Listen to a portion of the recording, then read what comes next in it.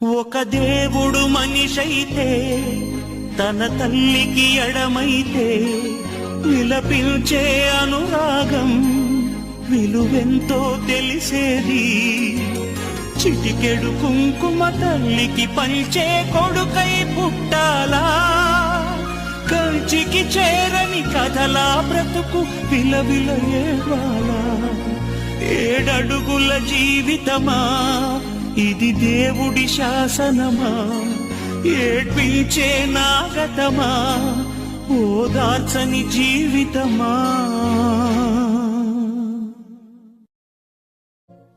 ఒక దేవుడు మనిషైతే తన తల్లికి ఎడమైతే విలపించే అనురాగం విలువెంతో తెలిసేది.